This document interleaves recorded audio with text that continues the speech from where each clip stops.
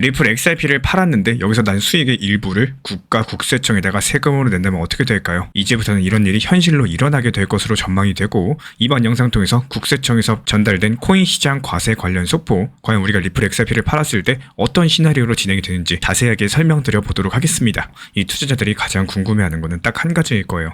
도대체 언제부터 세금을 내야 되는지. 이 질문에 대한 정답이 이미 명확하게 나와 있습니다. 바로 2027년 1월 1일, 바로 2027년 1월 1일이고요. 이날 이후에 발생하는 코인 소득부터 세금이 매겨지게 될 거고, 그렇다면 지금은 어떨까요? 현재부터 2026년까지는 세금이 없습니다. 앞으로 1년 남짓 동안 가상자산을 거래해서 이익을 내더라도 이 세금을 낼 일이 없다라는 뜻이죠. 이 말을 듣고 많은 분들께서 아직 당장은 세금 안 내도 되는구나, 이렇게 가슴을 쓸어내실 텐데, 정답은 맞습니다. 이 적어도 당분간은 세금 걱정에서 자유로워요. 하지만 여기서 끝이 아닙니다. 이 세금 이야기에 숨은 층이 더 있어요. 과세가 시작되는 2027년 이후에는 구체적으로 어떤 경우에 세금이 붙을지, 그리고 왜 2027년 이전이 투자 전략상 유리한지 알아보셔야겠죠.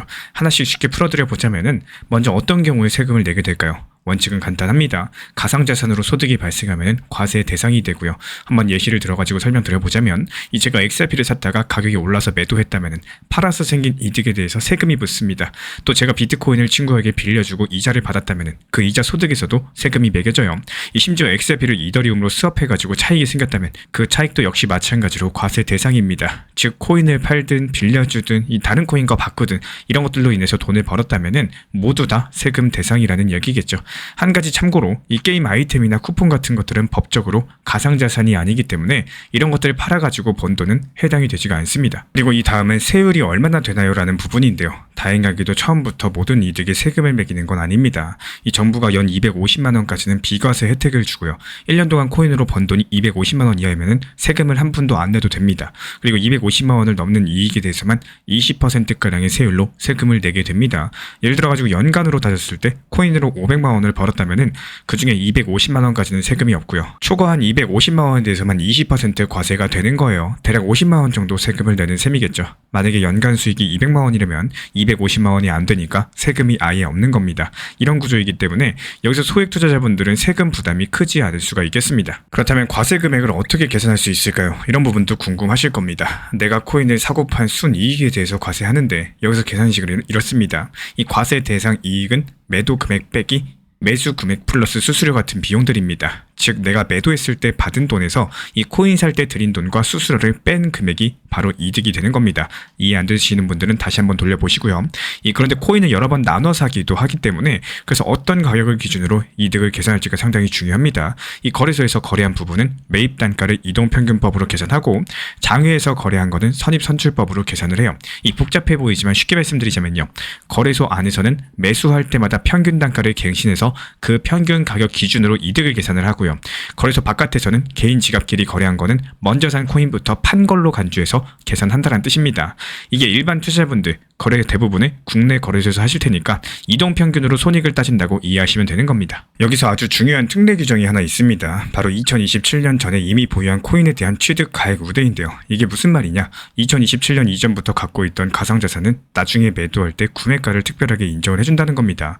구체적으로 2026년 12월 31일 당시 여기서 시가랑 내가 실제로 샀던 가격 중에서 더 높은 가격을 취득 가격으로 선택을 가능합니다. 당연히 세금 계산할 때는 매수가가 높을수록 이득은 작게 잡히겠죠. 정부가 이렇게 2026년 말 가격까지 구매 가격으로 인정을 해주겠다는 것은 과세 시행 전에 갖고 있었던 코인은 세금 면에서 조금 유리하게 해주겠다는 의미를 가지고 있어요. 한번 예시를 들어볼까요? 제가 XRP를 한 개 1,000원에 샀는데 2026년 마지막 날 시세가 5,000원이었다라고 가정해봅시다. 나중에 2027년에 이걸 팔면요, 세금 계산할 때 내 코인의 취득가를 5,000원으로 쳐줄 수 있다는 겁니다. 그러면 5,000원에 산 걸로 치고 팔 때 가격이 그다지 높지 않다면은 이득이 거의 없게 되다 보니까 세금도 거의 안 내게 되겠죠. 반대로 2026년 말의 시세가 내가 산 가격보다 낮으면 실제로 산 가격을 취득가로 삼으시면 되는 거고요.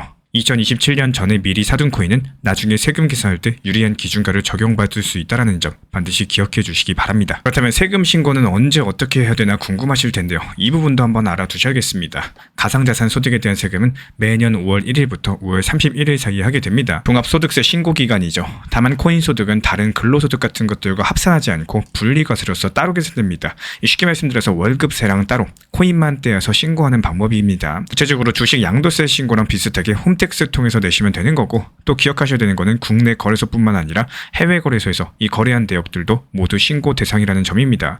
개인 지갑으로 옮긴 기록까지도 빠짐없이 준비해 두셔야지 나중에 누락으로 불이익을 받지 않기 때문에 결국에 거래 시점, 수량, 매수가, 수수료 모든 거래 기록을 꼼꼼하게 보관하는 게 정말 중요하겠고, 지금부터 미리미리 정리해 두셔야지 2027년 이후에 헤매지 않고 딱 자료를 제출할 수가 있을 거예요. 지금까지 2027년부터 시행될 가상자산 과세의 구조를 살펴봤습니다. 그렇다면 이제 본격적으로 이 과세 체계가 XRP 리플 투자 전략과 과연 어떻게 연결되는지 말씀을 드려보도록 할게요. 이 세금 얘기만 들으면 딱딱할 수가 있는데 여기에 XRP 투자자들이 눈여겨보셔야 될 만한 기회랑 전략의 힌트가 숨어 있습니다. 이 먼저 가장 큰 포인트는 2026년까지는 세금이 없다라는 사실이에요. 이게 핵심 포인트인 거고, 이게 투자자 입장에서 두 가지 의미를 가지고 있습니다. 먼저 첫 번째로 2027년 전까지는 매매 차익 실현을 해도 세금 부담이 없으니까 마음이 한결 편리하다라는 거예요. 그리고 두 번째로 세금 없이 포트폴리오를 재편을 하거나 이 중장기 포지션을 쌓을 수 있는 시간을 벌었다라는 뜻을 가지고 있겠죠. 쉽게 말씀드려서 앞으로 1년 동안은 세금 걱정 없이 이 전략을 짤 수 있는 유예 기간인 셈입니다. 특히 2026년 12월 31일이라는 날짜에 주목하셔야 되는데, 이 날의 시세가 내 코인의 세금 계산 기준가가 될 수 있으니까요. 어떻게 보면 2026년 말까지가 중장기 투자자들에게 하나의 마지노선 기회라고 볼 수가 있겠죠. 조금 더 직설적으로 말씀드리자면은 2026년 12월 31일에 매도했을 때랑 2027년 1월 1일에 매도했을 때가 엄청난 차이를 보여준다는 겁니다. 그렇다면 한 가지 방법 중에 하나는 2026년 12월 31일에 전부 다 매도를 해가지고 2027년 1월 1일에 다시 사는 것도 한 가지 방법이겠죠. 이런 생각을 가지고 XRP 이야기로 자연스럽게 넘어가 보겠습니다. 과연 왜 2027년 과세 이슈가 XRP 투자자들에게 상당히 중요할까요? 그 이유는 XRP가 서 있는 시장 환경과 미래 시나리오에 있다는 거. 먼저 가상자산 과세의 시작은 곧 우리 대한민국 정부가 이 시장을 제도권 안으로 편입시키겠다는 신호겠죠. 세금이 붙는 자산이라는 것은 이제 공식적으로 인정받는 자산이란 뜻입니다. 2027년에 코인 세금이 시행된다? 그때부터 기관 투자자들도 이제는 규칙이 갖춰졌구나, 이렇게 본격적으로 들어올 가능성이 크다라는 거, 실제로 벌써부터 조짐이 보여주고 있어요. 이에 따른 XRP에 대한 기관들의 움직임이 2025년 후반 들어가지고 뚜렷해지고 있습니다. 여기서 놀랍게도 이번 달에만 여러 개의 XRP 기반의 ETF가 국내 외시장에 속속 등장하고 있죠. ETF라고 하면 쉽게 말해서 증권시장에 상장된 XRP 투자 펀드입니다. 일반 주식처럼 사고 팔 수 있는 펀드인데 그 안에 XRP가 담겨 있어서 전통 금융자금이 XRP에 유입될 수 있는 통로죠. 예를 들어가지고 프랭클린 템플턴 같은 세계적인 자산 운용사가 11월 달에 XRP ETF를 출시했고, 그레이스케일이나 위즈덤 트리 같은 이런 굵직한 회사들도 연달아서 XRP ETF를 선보이고 있습니다. 불과 열흘 남짓한 사이에 7개가 넘는 XRP ETF가 시장에 나올 정도로 상당히 이례적인 속도라고 볼 수가 있겠어요.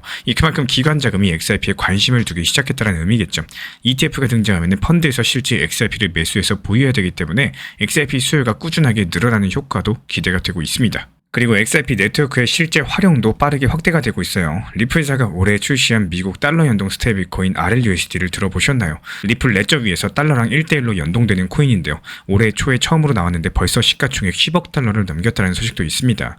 이 RLUSD 스테이블코인은 국제송금이나 결제에 XRP를 활용하려는 큰 그림의 한 부분이에요. 쉽게 말씀드려서 XRP를 이용한 달러 송금과 결제가 현실로 다가오고 있다는 거고, 실제로 리플 같은 경우는 은행들과 손잡고 블록체인 기반 해외 송금을 추진해 왔었는데 이제는 규제도 명확해지니까 이런 국제 결제망에서 XRP 활용이 더 늘어날 가능성이 있겠습니다. 결국에 정리하자면은 XRP를 둘러싼 환경이 2027년을 전후로서 크게 바뀌고 있다는 거고, 한쪽에선 세금 제도가 갖춰져서 암호자산이 제도권에 편입되고, 또 다른 한쪽에선 ETF 출시되면서 스테이블코인 결제망 연결 같은 호재로서 기관과 실제 수요의 XRP 수요가 늘어날 수 있는 시기가 오고 있다는 거. 이런 구조적인 전환 국면에서 우리가 세금을 고려한 전략을 세워볼 필요가 있겠죠. 그러면 실장에서 과연 어떤 투자 전략을 생각해 볼 수가 있을까요? 앞서 말씀드린 것처럼 당장 2026년까지는 세금이 없으니까 단기 매매로서 이득을 실현하기 좋은 시기인 건 맞습니다. 하지만 많은 전문가들이 오히려 이 기간을 XRP를 모을 수 있는 시간으로 활용을 하고 있어요. 이유가 뭘까요? 2027년 이후를 내다보기 때문입니다. 2027년에 세금이 도입되면 잦은 매매는 수익을 깎아먹기 시작을 하겠죠. 사고 팔 때마다 세금이 붙으면 단타치기가 부담스러워지니까 차라리 세금이 없을 때 미리 XRP를 분할 매수해가지고 꾸준하게 모아가는 겁니다. 가격이 오르든 내리든 일정 주기마다 정해진 금액만큼 사두면은 나중에 평균 매수가로서 보면 안정적으로 포지션을 쌓을 수가 있거든요. 이렇게 2027년 전까지 모은 XRP는 아까 말씀드린 것처럼 세금 계산에서도 상당히 유리하기까지 하니까 일석이조겠죠. 게다가 지금은 앞서 언급드린 것처럼 여러 가지 호재 덕분에 이 시장이 중장기 우상향에 대한 기대감이 커지고 있다는 거. 물론 가격 등락은들이 있지만요. XRP의 펀더멘탈, 즉 사용사례랑 네트워크 효과가 강화되고 있다는 점에서 길게 봤을 때 긍정적인 스토리가 만들어지고 있습니다. 여기에 투자자들의 심리도 염두에 두셔야 돼요. 세금 유예 기간에는 상대적으로 투자자들이 적극적으로 움직일 수가 있습니다. 지금 벌어놔야 나중에 세금 덜 낸다. 이런 생각 때문에 2026년까지 시장에 활기가 돌 수가 있죠. 반면에 과세 시작이 다가오면은 2026년 말쯤에는 일부 단기 투자자들이 차익 실현하고 빠져나오려는 움직임도 분명히 존재할 거예요. 그러면 오히려 그때가 장기 투자자에겐 기회일 수 있다는 거.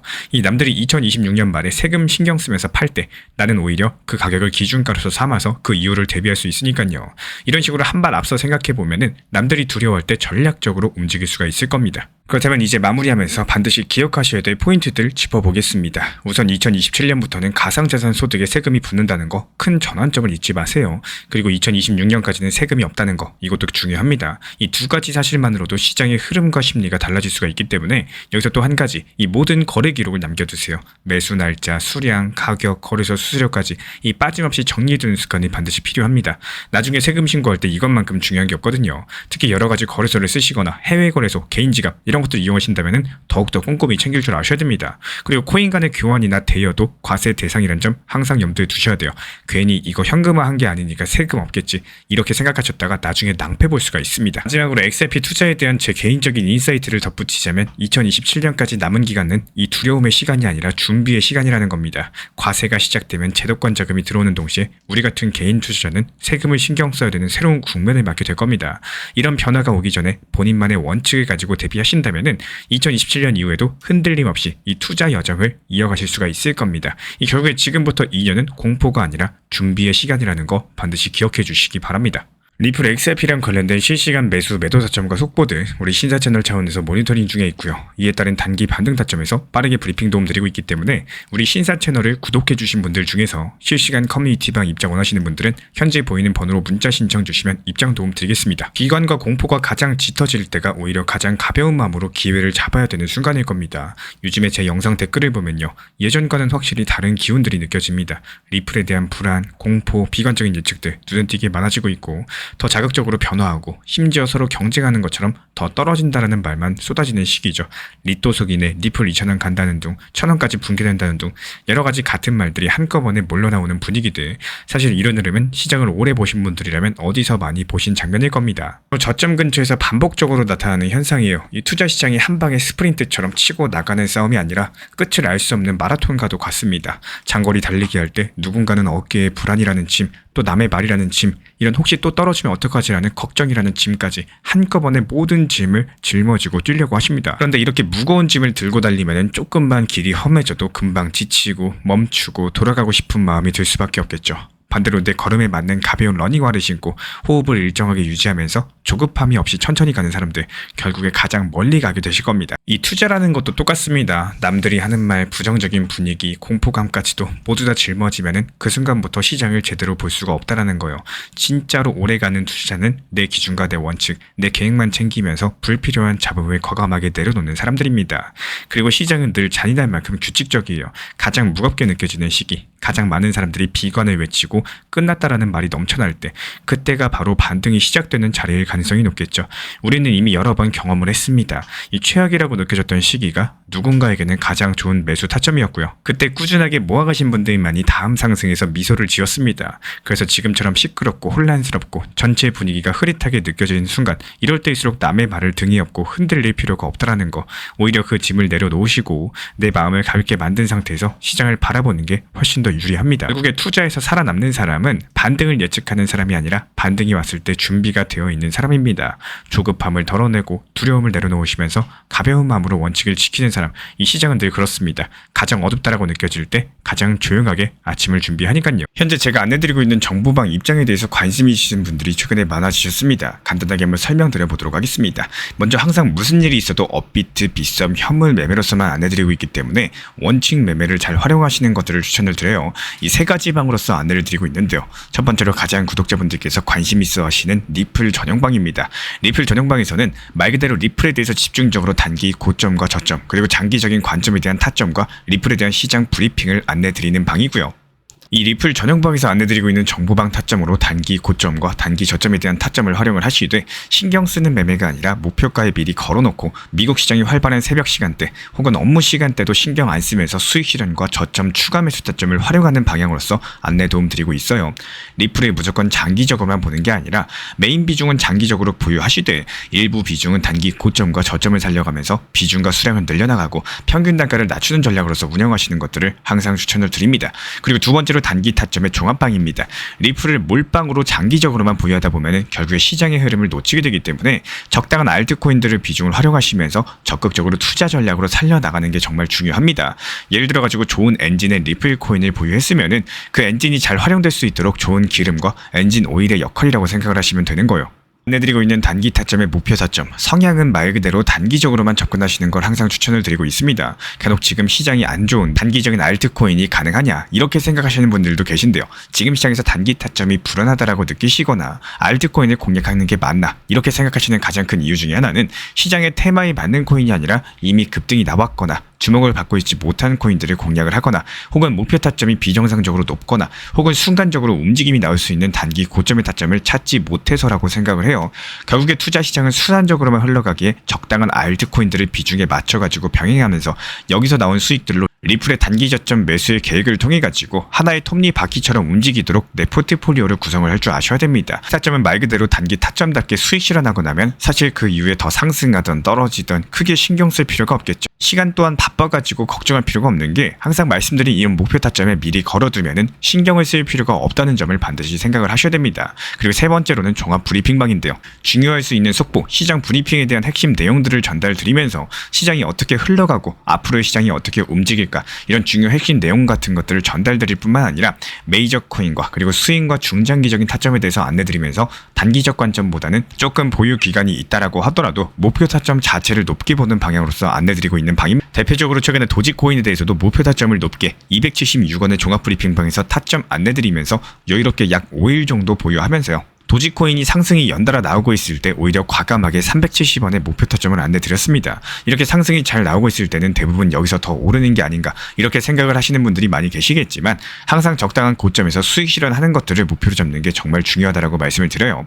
이렇게 세 가지 방 입장 안내드리고 있기 때문에 항상 업비트, 빗썸으로서 현물에 대해서 안내드리고 있습니다. 비중 조절과 원칙 매매를 통해서 일하거나 바쁜 와중에 신경 쓰시는 매매보다는요, 여유롭게 매도 걸어놓고 편하게 신경 안 쓰시면서 제대로 운영하시기를 추천을 드리겠습니다.